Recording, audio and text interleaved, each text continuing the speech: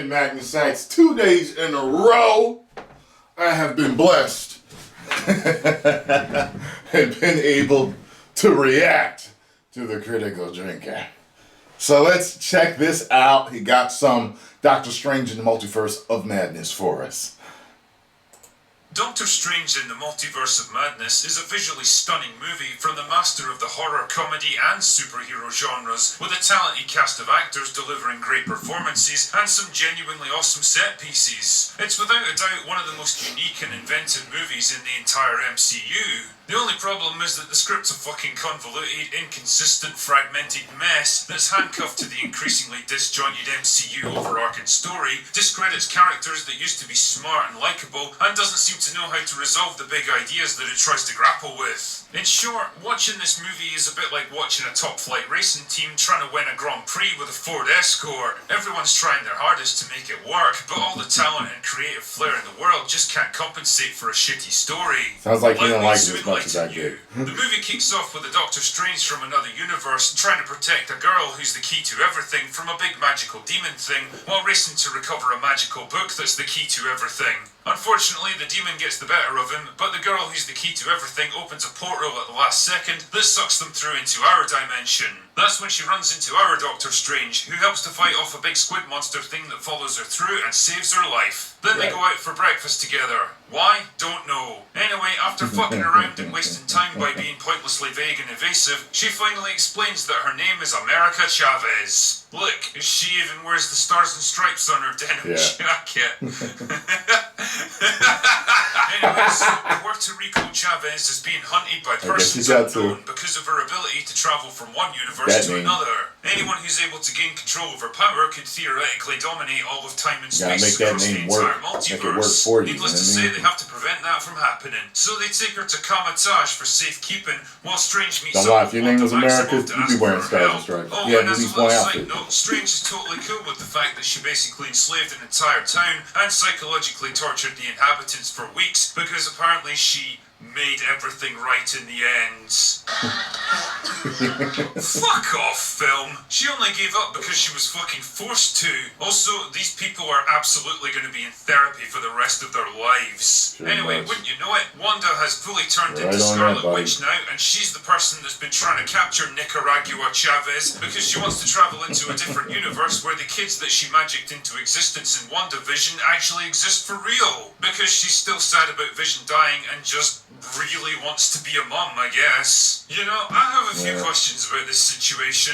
If Wanda's still grieving for the death of Vision, which she certainly claims to be, then shouldn't her real priority be finding another reality where he's still alive? Why is she suddenly so obsessed with reuniting with the children that never even existed, and totally doesn't give a shit about the man who actually did exist? Also, if there's other realities where they do exist, then who the fuck is their dad? It's not Vision, that's for sure, because he's a fucking robot. So who else could it be? Also, the kids that she's obsessed with having for her own look to be about 10 years old now, which means she would have had to miss out on 10 entire years of their lives. And if she just wants to have kids and doesn't give a shit about Vision, then all she really needs to do is put herself on Tinder or something. Damn, man, she'd have guys queuing around the block within a matter of hours. Also, how exactly was Scarlet Witch able to target and hunt down Costa Rica Chavez across the multiverse at the start of the movie when she hasn't yet developed the ability to project herself between universes yet? Why did she send this stupid squid monster thing to capture her in New York when it would have made a lot more sense for her to go by herself? Why wasn't her opening gambit to approach Guatemala Chavez and just politely ask her to send her into a different universe? I mean, based on what little I know about her, she seems like a reasonable enough person. There's a pretty good chance she'd be willing to help Wanda out of sheer compassion. But nah, squid monsters are apparently the first step in establishing a good working relationship. The movie also makes the point that she'd have to kill the existing Wanda in the new universe so that she could take over her life and kids. I mean, ignoring the fact that you'd then have two Scarlet Witches of equal power facing off against each other, probably resulting in massive collateral damage, it doesn't even need to fucking happen in the first place. There's probably millions of realities where that Wanda's dead and her kids have been left behind as orphans, so that seems like a much more logical solution to me. I reckon Strange would even be happy to help with something like that.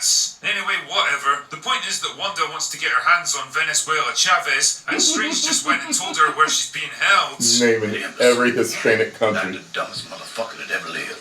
Oh, Strange, you silly sausage. You know, I can't help but feel that the Doctor Strange from previous movies would never have been this gullible, but don't worry, we'll talk more about that later. Also, if he has the ability to open portals to anywhere on Earth, why can't he just drop Wanda into the middle of a fucking volcano, or the bottom of the Marianas Trench, or trap her in the Earth's core or something? This is what happens when you introduce more and more powers and abilities into your fictional world without really thinking about the long-term implications. I mean, shit, man, if the Avengers now have the ability to travel through time, then basically anything bad that ever happens now can be undone with the press of a button. Nah, never mind. I guess none of that stuff counts now. So Wanda goes to Kamatage and kills everyone there with absolutely minimal effort, and then Honduras Chavez escapes with Strange into a different universe. It's here that they have to figure out a way to stop Wanda and get everything back on track. And for this, they're gonna need the Book of Vishanti, which is basically the book that's the key to everything. And conveniently enough, there's only one fucking copy of it in the whole of existence that's been left outside of time and space. Not like the fucking Darkhold, which exists in every fucking universe and is infinitely more dangerous, but nah, okay, fine. But as they soon discover, the alternate Avengers in this new universe, who are now called the Illuminati for some reason, aren't exactly willing to help them. For some reason, they keep thinking that Doctor Strange is the biggest threat to their reality and totally ignore the fact that Wanda is literally here to kill everyone. That's okay though, because Wanda conveniently shows up and, well, kills everyone. Strange gets the book that's the key to everything, but then Wanda sets it on fire and takes Bolivia Chavez to Mount Doom so that she can suck her multiverse powers out of her. But then Strange goes to another universe and fights an evil Strange so that he can steal another magic book from him, and then uses it to take control of a dead zombie Strange in Chili Chavez yet? fight Wanda. Are you still with me That on this works, one? Chili Then Chavez. Peruvian Chavez discovers the magical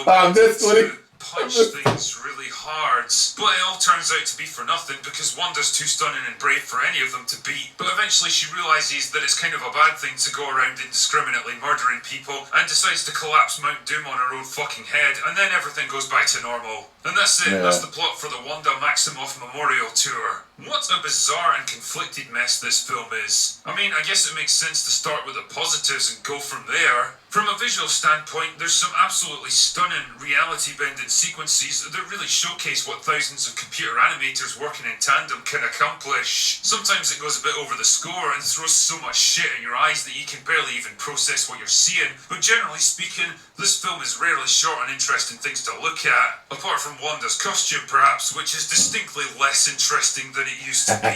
Performances are generally excellent. Most of the heavy lifting has to be done by Benedict Cumberbatch and Elizabeth Olsen, and neither one of them drops the ball. They're both experienced pros who know exactly what they're doing, and Olsen in particular has some standout moments despite the weak material she's got to work with. It's been almost 10 years since Sam Raimi directed a big-budget movie, and the world has absolutely been poorer for it. Everyone was pumped to see what he could do with a modern-day Marvel flick, and to be honest, I'm still kind of waiting to find out. I mean, don't get me wrong, there's awesome little moments of Raiminess that manage to break through the heavy blanket of MCU conformity that smothers the entire film, but really all they do is highlight how little of his personality and style was actually allowed in. He teases moments of gore, horror, and the goofy physical comedy that made his early movies so awesome, but it's never really allowed to come into its own, and it's such a shame. Combine this with the rumours of extensive reshoots, and it leaves me wondering how much of the original movie actually made it to the screen. Fuck me, the mind boggles at what an R-rated Raimi version of Doctor Strange could have been. I've bitched plenty of times about the homogenized, formulaic nature of MCU movies today, and how bringing all of these guest directors in feels like kind of a waste of talent most of the time. I mean, Chloe Zhao proved with Nomadland that she was really good at taking static shots of pretty landscapes, but can you honestly say that any of that translated into the Eternals? Or, like Sam Raimi, was she just another interesting name to slap into a standardized MCU property that was basically directed by the studio themselves? I mentioned before that this film really does its characters a disservice, and it all starts with Strange himself. Up until recently, he's been completely defined by his wisdom and intellect, a man who sees further than others, who perceives the world in terms of long-ranging cause and effect, and who's willing to make difficult choices for the greater good.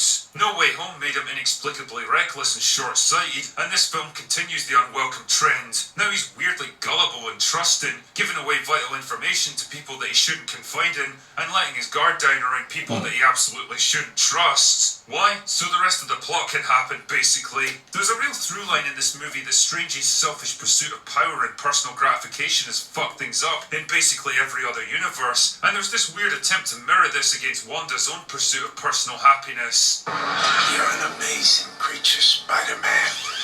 You and I are not so different. The only problem is that they absolutely fucking are. They're driven by completely different objectives, and one's willing to kill anyone who gets in their way, while the other will do everything possible to save innocent lives. Fuck off, film. They're absolutely not the same. Stop trying to demonize the hero and drum up fake sympathy for the villain. Speaking of which, another big problem here is Wanda. I've always had a bit of an issue with her on a purely mechanical level, because I generally hate characters with vague, poorly defined magic powers. They tend to become a convenient crutch for lazy writers, because they can do whatever the story needs them to and nobody can really question it. I mean, it's magic, anything can happen. But even magic should still conform to some kind of rules and limitations. Now Wanda can evade absolutely any trap, overcome any defense, and defeat any opponent with the powers of her mind.